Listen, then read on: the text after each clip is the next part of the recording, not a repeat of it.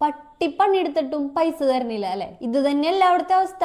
ഓരോ കമ്പനിയിൽ നമ്മൾ പോയി വർക്ക് ചെയ്യും, അവസാനമാകുമ്പോ സാലറിയും ഇല്ല, ബോണസും ഇല്ല, ഒന്നുമില്ല.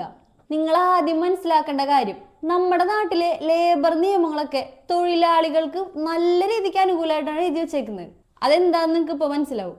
എൻ്റെ അടുത്ത് വന്നതടക്കം 90% കേസുകളും നിങ്ങളൊരു വക്കീലിനെ പോയി കണ്ട് ലീഗൽ നോട്ടീസ് അയച്ചാൽ തീരാവുന്നതേ ഉള്ളൂ. അല്ലെങ്കിൽ ഈ കമ്പനിക്കൊന്നും ഇതിൻ്റെ ഒന്നും പുറകെ കിടക്കാൻ സമയമൊന്നുമില്ല. എന്നിട്ടും നിങ്ങൾക്ക് ഒരു സാലറി തന്നെ ഇല്ലെങ്കിൽ ഡിസ്ട്രിക്ട് ലേബർ കമ്മീഷണറുടെ അടുത്ത് പോയി പരാതി കൊടുക്കാം. അവര് നല്ല രീതിക്ക് പ്രഷർ ചെയ്ത് എങ്ങനെയെങ്കിലും ഈ കേസ് തീർപ്പാക്കാൻ നോക്കും. എന്നിട്ടും നടപടിയാവണില്ലെങ്കിലോ നേരെ കേസ് ലേബർ കോടതിക്ക് പോകും. അവിടെ നിങ്ങൾക്ക് അനുകൂലമായിട്ടൊരു വിധി വരുമെന്ന് 100% ഉറപ്പാണ്. അതുകൊണ്ടാ പറഞ്ഞത് മിക്ക കേസുകളും ഈ പറഞ്ഞ വക്കീൽ നോട്ടീസിൽ തീരുമെന്ന്.